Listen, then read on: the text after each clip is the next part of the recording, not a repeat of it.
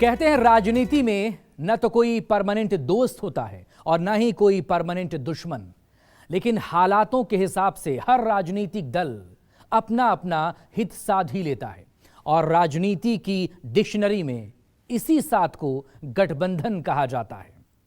देश में चल रहे चुनावी मौसम को देखते हुए तमाम जो राजनीतिक दल हैं, सत्ता और विपक्ष दोनों ही गठबंधन की राजनीति की सांठगांठ में जुट गए हैं। चुनावों में जीत की गारंटी का दावा करने वाली बीजेपी भी अपने कुनबे को मजबूत करने के लिए उतर चुकी है और गठबंधन की राजनीति ने देश की सियासत के रंग ढंग को बदल कर रख दिया है।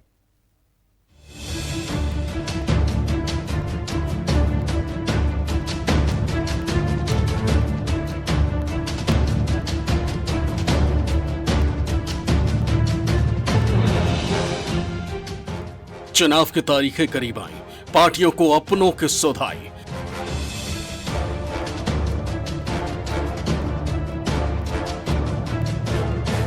कुनबा मजबूत करने की मची होड़, सत्ता विपक्ष ने शुरू किया जोर तोड़।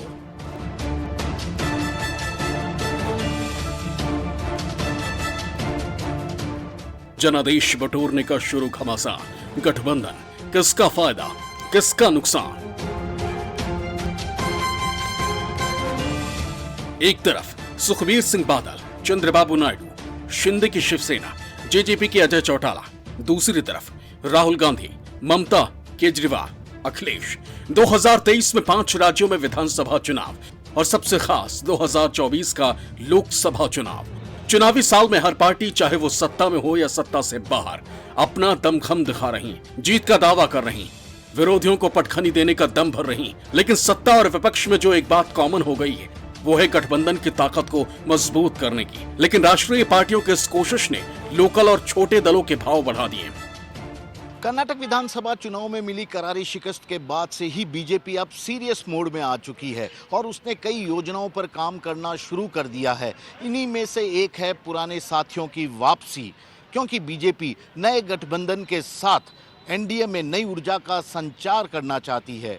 इसकी एक बड़ी वजह नीतीश कुमार भी है, जो कि देश भर के विपक्षी और बीजेपी विरोधी दलों को एकजुट लाने की कवायद में जुटे हैं। मोदी नाम केवलम के साथ बीजेपी पिछले 9 साल से देश की सत्ता को साधने की कोशिश कर रही है और यही वजह है कि एनडीए महज एक नाम का गठबंधन बनकर रह गया। लेकिन इस बार तस्वीर थोड़ी जुदा है। महंगाई, बेरोजगारी, ईडी, सीबीआई जैसे मुद्दे हों या राहुल गांधी की पदयात्रा और सांसदी जाने जैसे वाक्य, विपक्ष ने तमाम मुद्दों को जोर शोर से उठाया, जिसने राज्यों में बीजेपी की मजबूती को हिलाया भी है। चुनावी मौसम में कर्नाटक हार के बाद बीजेपी को भी समझ आ गया है कि बगैर साथियों के चुनावी संग्राम को जीत पाना आसान नहीं होगा। एनडीए के कुनबे को मजबूती देने के लिए बीजेपी ने पुराने सहयोगियों को साथ लाने की तैयारी शुरू कर दी। नई दिल्ली में तेलुगु देशम पार्टी प्रमुख चंद्रबाबू नायडू के केंद्रीय गृह मंत्री अमित शाह के साथ बैठक भी कुछ इसी तरह की कोशिश बताई जा रही। इस मुलाकात से दोनों दलों के अपने गठबंधन को दोबारा जीवित करने की अटकलें तेज हो गईं। आंध्र प्रदेश के पूर्व मुख्यमंत्री इस साल के अंत में होने वाले तेलंगाना विधानसभा चुनावों और आंध्र प्रदेश में अगले साल होने वाले विधानसभा और लोकसभा चुनावों के लिए बीजेपी के साथ गठबंधन करने के इच्छुक हैं। आपको बता दें कि 2018 के बाद से नायडू के अमित शाह के साथ ये पहली मुलाकात थी। अकाली दल के संरक्षक प्रकाश सिंह बादल के निधन पर श्रद्धांजलि देने के लिए पीएम मोदी की हाल की चंडीगढ़ यात्रा भी इसी वजह से चर्चा का विषय बनी हुई है। बीजेपी अध्यक्ष जेपी नड्डा और अमित शाह ने कई मौकों पर बादल परिवार के गांव का दौरा किया। ये तमाम बातें स्पष्ट रूप से अपने पुराने सहयोगियों के करीब आने के प्रयासों का संकेत देती हैं। वहीं हरियाणा में जेजेपी की खट्टर सरकार से नाराजगी भी बीजेपी के लिए टेंशन की वजह बनी हुई है। 2019 विधानसभा चुनाव के बाद जेजेपी और बीजेपी के बीच गठबंधन हुआ था और बीजेपी हरियाणा में जननायक जनता पार्टी को मनाने और साधने की तैयारियों में जुट चुकी है। आने वाले दिनों में जिस तरह से भारतीय जनता पार्टी राज्यों में बातचीत कर रही है, खासतौर पे पंजाब में अकाली दल बीजेपी के नज़दीक आने के फिर से संकेत दे रहा है, उसी तरह 2014 में आंध्र प्रदेश में मिलकर चुनाव लड़ने वाला टीडीपी भी बीजेपी के साथ आने के लिए बातचीत कर रहा है। पार्टी में बंटवारे के बाद जेजेपी के नेता भी अपने दम पर हरियाणा में कुछ कारगर होंगे ये नहीं दिखाई देता। इसी तरह से 2024 के जब लोकसभा चुनाव आते आते और भी कुछ नए छोटे दल एनडीए में शामिल हो सकते हैं। हरियाणा में अगर जेजेपी बीजेपी का साथ छोड़ती है तो पिछले 4 साल में जेजेपी 9वीं राजनीतिक पार्टियां होंगी जो एनडीए गठबंधन से बाहर जाएगी। 2019 के बाद एनडीए के कई नए और पुराने सहयोगी बीजेपी का साथ छोड़ चुके। इनमें शिवसेना, जेडीयू और शिरोमणि अकाली जैसे प्रमुख दल भी हैं। केंद्र में सरकार होने और विपक्षी एकता की कवायद के बीच एनडीए के बिखराव ने कई गुत्थियों को उलझा दिया। सबसे पहले हरियाणा के सियासी विवाद को समझते हैं, जिसने एनडीए की एकता पर फिर से प्रश्न चिन्ह लगा दिया। 2019 के विधानसभा चुनाव में हरियाणा के 90 सीटों में बीजेपी को 40 सीटें मिली थी। बहुमत के 46 सीटों से दूरी होने की वजह से बीजेपी ने जेजेपी के साथ गठबंधन किया। सरकार में जेजेपी को भी भागीदारी दी गई, लेकिन पिछले कुछ महीनों से दोनों के बीच कुछ मुद्दों और सीटों को लेकर विवाद शुरू हो गया। 2 महीने पहले जेजेपी की पेंशन वाली मांग को हरियाणा के मुख्यमंत्री ने खारिज कर दिया था। हाल ही में बीजेपी के राज्य प्रभारी विप्लव देव जिंद की उचाना कला सीट पर 2024 में बीजेपी कैंडिडेट उतारने की बात कही थी। उचाना कला सीट से 2019 में डिप्टी सीएम दुष्यंत चौटाला ने बीजेपी की प्रेमलता सिंह को 47,000 वोटों से हराया था। जेजेपी ने साफ कर दिया है कि सीटों पर कोई समझौता नहीं होगा और बीजेपी ज्यादा बयानबाजी करेगी तो गठबंधन पर फैसला किया जा सकता है। राजनीतिक जानकारों का कहना है कि सारा खेल लोकसभा चुनाव की सीटों को लेकर है। 2019 में बीजेपी हरियाणा के 10 सीटों पर अकेले जीत दर्ज की थी। लोकसभा में बीजेपी जेजेपी का गठबंधन रहा तो जेजेपी 3 सीट से कम पर शायद ही लड़ने को राजी हो। ऐसे में बीजेपी को अपने 3 सांसद खोने पड़ सकते हैं। मोदी सरकार के बनने के बाद से ही एनडीए में कोऑर्डिनेशन कमेटी बनाने की मांगें उठती रही हैं, लेकिन 9 साल बीत जाने के बाद भी इस मांग को पूरा नहीं किया जा सका है। गठबंधन में संयोजक का पद काफी महत्वपूर्ण होता है, लेकिन यह पद भी अभी तक खाली है। केसी त्यागी जनता दल यूनाइटेड के सलाहकार हैं, लेकिन जब वो एनडीए गठबंधन में थे तो उन्होंने भी कोऑर्डिनेशन कमेटी बनाने की मांग की थी। जानकार बताते हैं कि जब अटल बिहारी वाजपेयी की सरकार थी तो जॉर्ज फर्नांडिस सभी मुद्दों पर नेताओं की राय रखते थे और किसी भी विवाद के होने की स्थिति में तुरंत बैठक कर उस समस्या का निदान निकाल लेते थे। लेकिन पिछले कुछ वर्षों से एनडीए के अंदर यह सब कुछ नहीं देखा जा रहा है। 1998 में एनडीए का गठन कर बीजेपी केंद्र की सत्ता में लौटी थी। हालांकि 13 महीने बाद सरकार गिर गई। बीजेपी ने एनडीए को और मजबूत किया और 1999 में 24 पार्टियों के सहयोग से एनडीए की सरकार बनाई। 2014 में भी बीजेपी एनडीए बनाकर चुनावी मैदान में उतरी, लेकिन बीजेपी को मिले पूर्ण बहुमत के बाद एनडीए के दलों में उथल पुथल शुरू हो गई। कई दलों ने आरोप खुद की उपेक्षा का भी लगाया। शिवसेना और जेडीयू जैसे पुरानी पार्टियों ने खुद को कमजोर करने का भी आरोप लगाया। इन दलों का आरोप था कि बीजेपी राज्य में अपना जनाधार बढ़ाने के लिए पीछे से खेल करती है।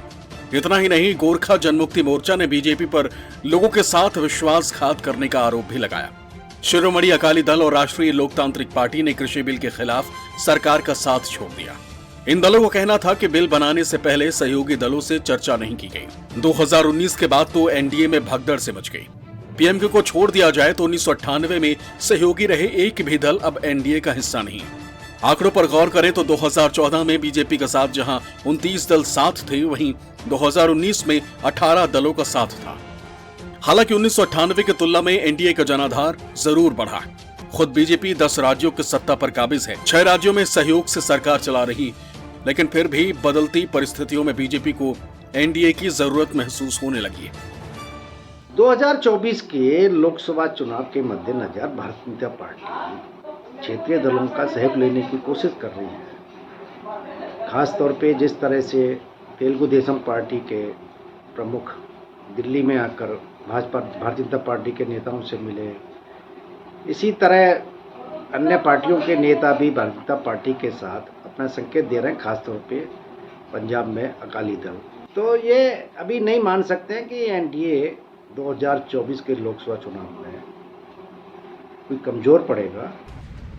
गठबंधन को मजबूत करने जोर आजमाइश सिर्फ सत्ता पक्ष की तरफ से नहीं हो रही, बल्कि नीतीश कुमार की अगुवाई में विपक्षी एकजुटता की सुगबुगाहट भी तेज हो चुकी है। बीजेपी से नाता तोड़कर नीतीश कुमार ने बीजेपी को सत्ता से उखाड़ फेंकने की कसम तो खा ली है, लेकिन नीतीश कुमार को भी ये बात अच्छे से मालूम है कि प्रधानमंत्री नरेंद्र मोदी के चेहरे और फैसलों की फहरिस्त से टक्कर लेना आसान नहीं। उस पर कर्नाटक जीतकर कांग्रेस के हौसले 7वें आसमान पर है। एक तरफ कांग्रेस को एकला चलो का फॉर्मूला सुहाने लगा है, तो दूसरी तरफ विपक्षी एकजुटता में कांग्रेस को लीडरशिप से कम कुछ भी मंजूर नहीं। यही वजह है कि नीतीश कुमार के हाथ से कभी कांग्रेस की डोर छूट रही है तो कभी ममता और केजरीवाल छिटके जा रहे हैं। विपक्षी एकता के कवायद को धार देने के लिए नीतीश कुमार ने एक और तारीख का ऐलान किया। सभी विपक्षी दलों से मंजूरी मिलने के बाद 23 जून 2023 की तारीख बैठक के लिए तय की गई। बैठक को अखिलेश यादव, राहुल गांधी समेत तमाम विपक्षी दल के नेताओं की मंजूरी मिल गई। 12 जून 2023 को विपक्षी दलों की बैठक को टालने के पीछे कांग्रेस नेता राहुल गांधी का बैठक में शामिल न होना बताया जा रहा था।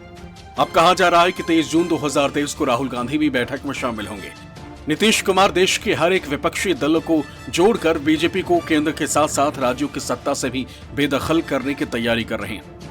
लेकिन नीतीश कुमार के इस मुहिम से बहुत से पहले ही किनारा कर चुके हैं। बीएसपी सुप्रीमो मायावती पहले ही नीतीश कुमार की विपक्षी एकता से दूरी बना चुकी हैं। तेलंगाना के मुख्यमंत्री केसीआर ने पहले ही बैठक में आने से मना कर दिया था। उड़ीसा के सीएम नवीन पटनायक ने नीतीश कुमार से मुलाकात के बाद ही अपना स्टैंड साफ कर दिया था कि वो किसी भी विपक्षी एकता में शिरकत नहीं करेंगे।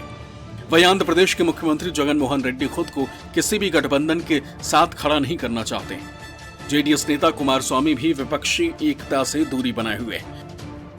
नीतीश कुमार के नेतृत्व में कोई भी गठबंधन बनता हुआ दिखाई नहीं दे रहा। अगर बनता भी है तो वो गठबंधन का एक राज्य के अलावा दूसरा राज्य में असर नहीं है। अगर हम मान भी लें कि नीतीश कुमार, ममता बनर्जी, तेलंगाना के मुख्यमंत्री, दिल्ली के मुख्यमंत्री बीजेपी के खिलाफ मोर्चा बना भी लें तो बाकी राज्यों में किसी पार्टी की ताकत नहीं है। और बीजेपी के खिलाफ जो भी मोर्चा बनेगा वो कांग्रेस की अगुवाई में ही ज्यादा मजबूत बन सकता है। कर्नाटक की जीत से उत्साहित कांग्रेस 2024 को लेकर उतावली हो चली। तभी तो केंद्र के अध्यादेश के खिलाफ आपके समर्थन पर खामोश कांग्रेस ने न सिर्फ केजरीवाल की मौजूदगी वाली मीटिंग का न्योता कबूल किया, बल्कि बैठक में राहुल गांधी और मल्लिकार्जुन खड़गे की मौजूदगी पर भी रजामंदी की मुहर लगा दी। हालांकि कभी ममता बनर्जी की तरह तीसरे मोर्चे का राग अलापने वाले के चंद्रशेखर राव की शिरकत पर सस्पेंस अब भी कायम है। लेकिन नीतीश के निमंत्रण पर 15 दलों के नेताओं की बैठक ने बीजेपी को बेचैन कर दिया और यही वो बड़ी वजह भी है जिसने बीजेपी को अपने गठबंधन की तरफ ध्यान देने को मजबूर किया। Bureau report, news 24।